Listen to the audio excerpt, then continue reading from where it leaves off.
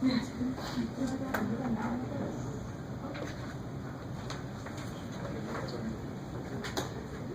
hey everyone, my name is Patrick, and I have a question for you.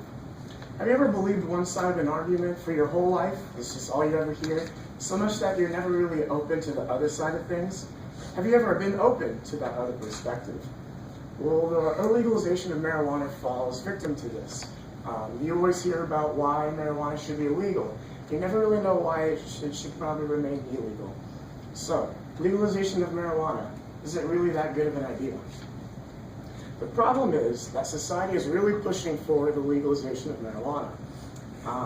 In an article by Laura Saunders, who's a psychiatrist who wrote an article for Science News in 2014 called Marijuana, the Truth, consumers during the development stage of their brain, so when they're adolescents to early 20s, when they consume marijuana during this time, when they took IQ tests, consistently they scored 8 points lower than those who were sober during that time.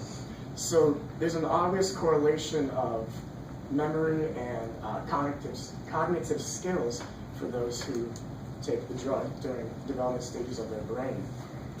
And it's only going to get worse. According to the same article by Laura, the potency is increasing.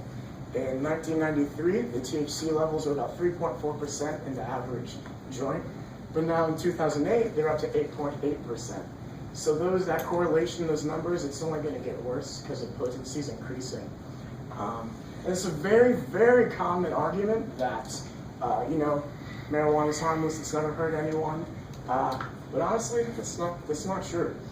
In the article called Overview of Montana's Driving Impaired Problem by the Department of Motor Vehicles in 2009, 44% of drug-impaired accidents involved marijuana. That's including alcohol. So almost half of driving-impaired accidents involved marijuana. So those accidents could have been avoided if the drivers were sober. Accidents obviously kill people. So, you could do that in your own head. That those deaths could have been avoided if they were sober. So marijuana has a lot of negative effects on society as well as the individual. But don't the pros of legalization outweigh the cons? Well, keeping marijuana legal is not only a good idea, but it's also reasonable. According to Laura Saunders again, 76% of citizens said they would be uncomfortable with smoking marijuana in a public place. So they might be for the legalization of it, but if you go to the mall, if you go to the park and you smell marijuana, 76% of people would be uncomfortable by that. And there's another common belief that prisons are just full of people who just can't put down the duty. It's just full of marijuana heads, but that's not true. According to Linsky Hall, who's a professor, she wrote an article in 2009 called Prisoners and Marijuana. Only 1.4% of state prisoners are in prison for only marijuana charges. That's a tiny amount, 1.4%. So those facts of all those arrests, none of them really go to jail.